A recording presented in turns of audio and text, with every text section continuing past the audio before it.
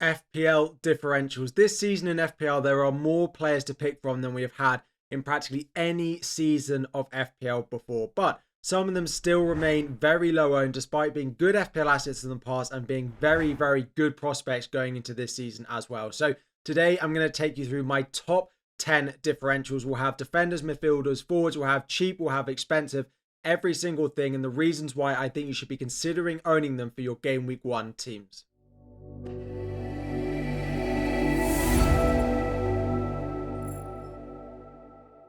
What is up, everyone? Harry here. Before we dive in, 1,000 likes is the aim. Subscribe if you are new around here as well. And today we are talking differentials. We're going to be talking about those players who have the ability to be great options, but right now, for some reason, they are not in the sort of template. They're not highly owned picks at the moment going into game week 1, looking at people's first drafts. Just before we do that, this video is very kindly being sponsored again by Fantasy Football Scout. They are the site that I use to get all of the data that we use. If you want predicted points, if you want to have a look at how your team is setting up, rotating, if you want to have a look at XG, you're looking at some data, you want articles, anything like that, you can check it out all on the Fantasy Football site. There is always a link in the description. Will get you up to 40% off during preseason, and they are offering 40% off at the moment as well using that link. But diving in, we're going to start off with Heung-min Son of Spurs. One of the highest scoring players in the game last season, is 10 million and a midfielder, and is being massively outshone by the likes of Saka, Foden and Palmer.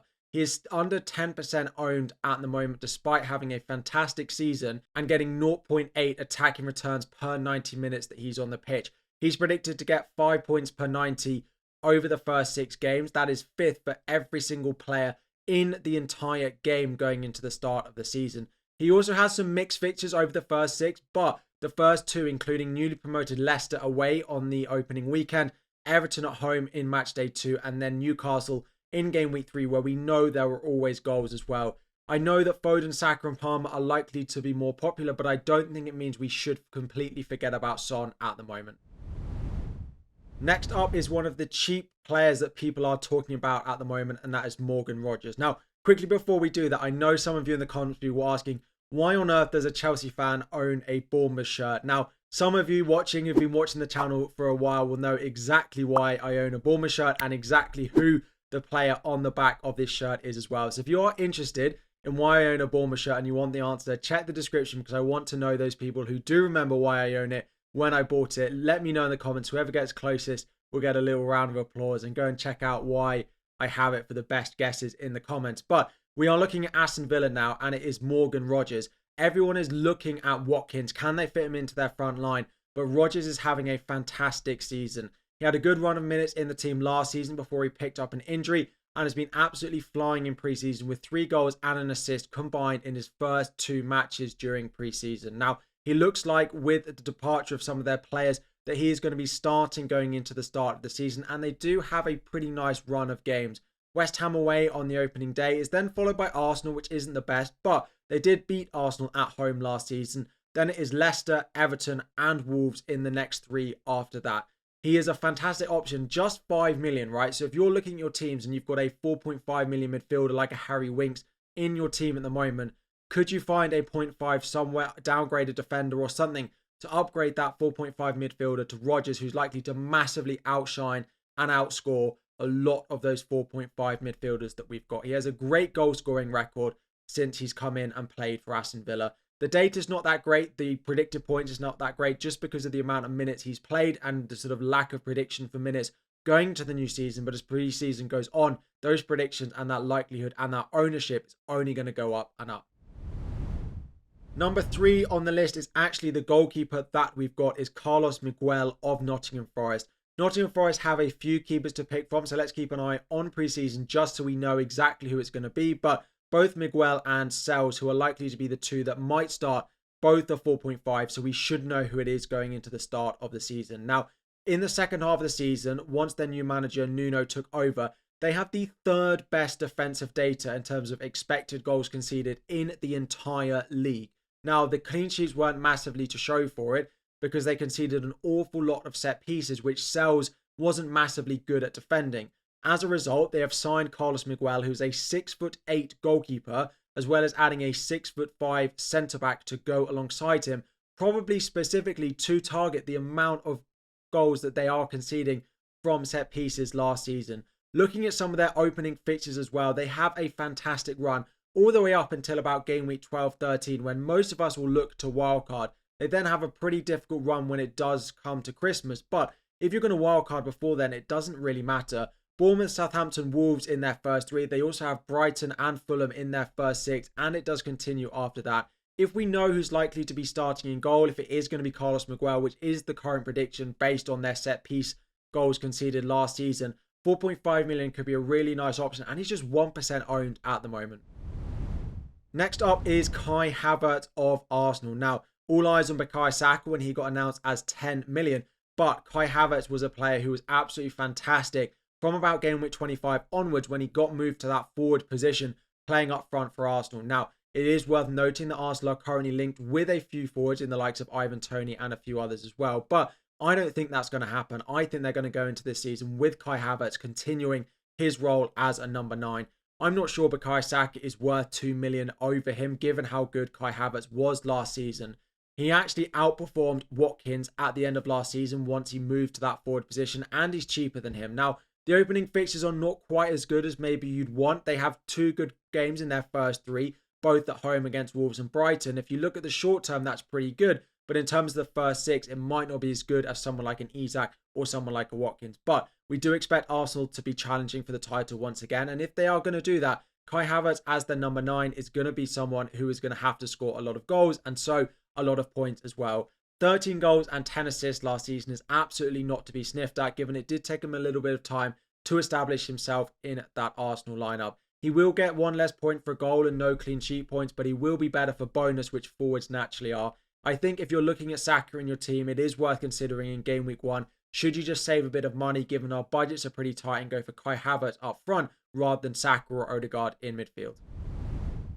Next up is another forward, and it is Cody Gakpo at Liverpool, coming in at 7.5 million. Now, that forward line for Liverpool is always difficult to predict. With Jota, you've got Darwin, you've got Gakpo, and you've got Luis Diaz as well. However, new manager Arne Slot is Netherlands. He has spoken highly of Cody Gakpo before, who also got a run of games at the end of last season in place of Darwin, who continued to miss chances. If we see going through pre-season that Gakpo is the one that is starting up front, and we expect to go into the season with him being either the number 9 playing through the middle or on the left, 7.5 million is not an issue given how good he can be. He had a fantastic Euros as well. Those opening 6 fixtures are better than any team in the entire league as well. So if you have 7.5 million, ability to add on to Salah, who's one of the most highly owned players in FPL at the moment, I think Gakpo, if it ends up being Darwin, then you can consider him. But I do think it will be Gakpo that does start for Liverpool in game week 1.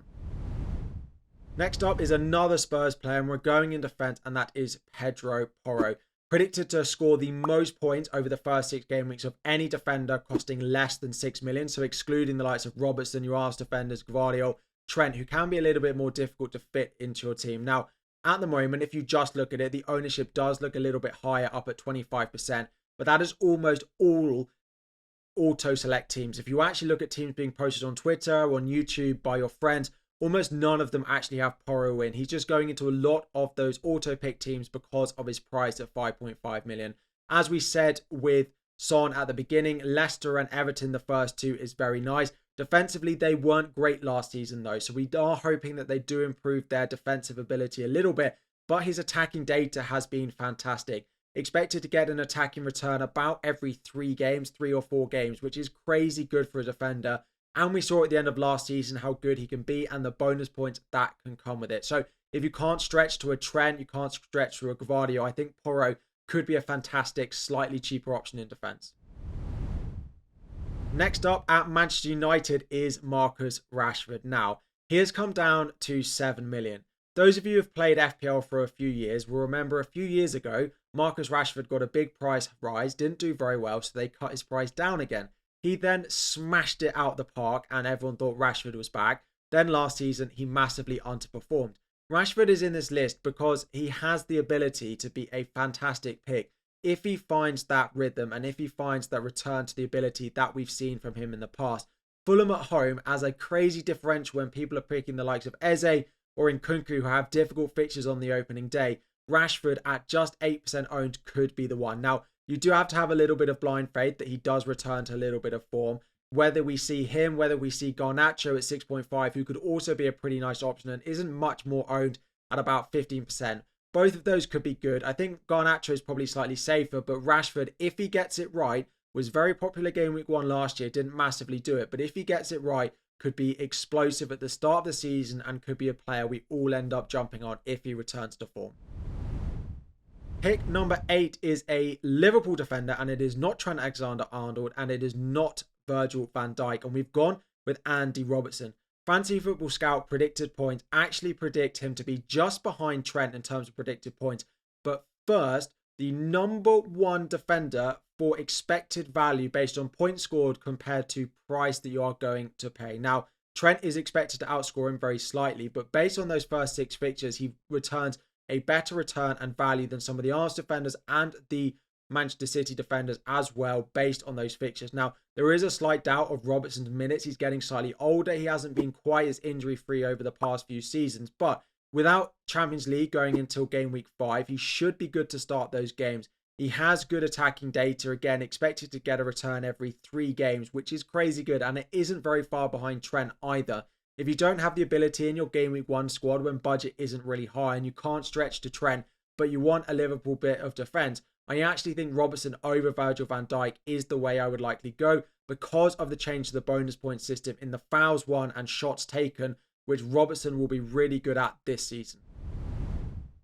Cheap defenders are getting an awful lot of talk at the moment. Konza, you've got Mark Gahey, you've got Anderson, you've got Mikalenko. There are loads of 4.5 million defenders getting a lot of look, but one of them that isn't actually getting looked at that much is the Fulham defence and Robertson, who is just 5% selected.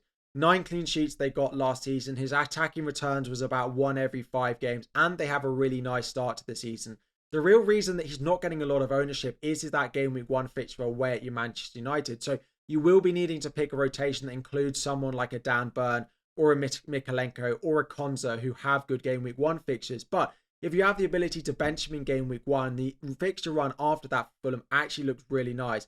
Leicester, Ipswich, West Ham, Newcastle and Forest in the 5 fixtures after that Manchester United fixture in game week 1. Now, the returns weren't massively good last season and they have lost Palhinha in their midfield. But as a rotating defender, he rotates amazingly with some of the other really popular 4.5 defenders. So definitely want to consider, and he has the attacking threat as well. And the final one is the cheap forward, and we are going with Chris Wood. Almost every team that's looking for a cheap forward is going for João Pedro of Brighton, who is currently injured, hasn't travelled with the Brighton squad on international sort of travel going into their pre-season. I think Chris Wood might even be a better option if they are both available for the start of the season. We all know that Brighton have a couple of difficult games in their first 3 with Manchester United and Arsenal, as well as going away to Everton on the opening day, who are pretty good defensively. Whereas you look at Chris Wood's, Bournemouth at home, Southampton away, they've got Wolves at home, Fulham at home in there as well, and their fixture run does continue. Now, the big thing for him is A, can he finish his chances, because he gets a lot of them, he does miss some, but also is a Wanyi. Now, he is back in training, he does look ready for the start of the season, but I just don't see the threat being there.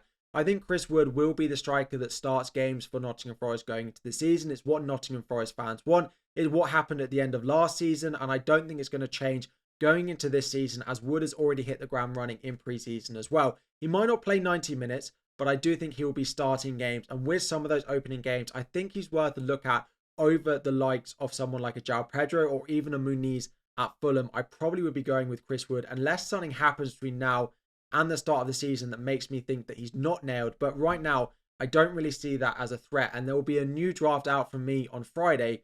And a spoiler, Chris Wood is my 3rd forward in it at the moment. So those are 10 big differentials who I've actually considered, I think, every single one of them for my team. And actually doing the research for this put Chris Wood into my draft. And it's majorly me considering getting Trent out of my team and going with Andy Robertson over him. So that will all be available in my latest draft once that comes out on Friday. There'll be videos every single day this week as well. Again, apologies. I was at a wedding over the weekend, which is why there was a bit of delay. And then on Monday, YouTube had crazy outages and ups and downs in terms of their service. That's why the video was slightly later on Monday. But we are back. The videos will be scheduled. They'll be here all week. Thank you very much for watching. If you have enjoyed, 1,000 likes is the aim. Subscribe if you're new around here. Let me know which of these differentials you're considering. Do you expect a bounce back from Marcus Rashford, or are you going for a likes of an Eze or Gordon in that midfield spot? Let me know any questions about your team, your thoughts in early FPL preseason in the comment section down below. Thank you so much for watching. Like and subscribe before you go, and I'll be back again very soon.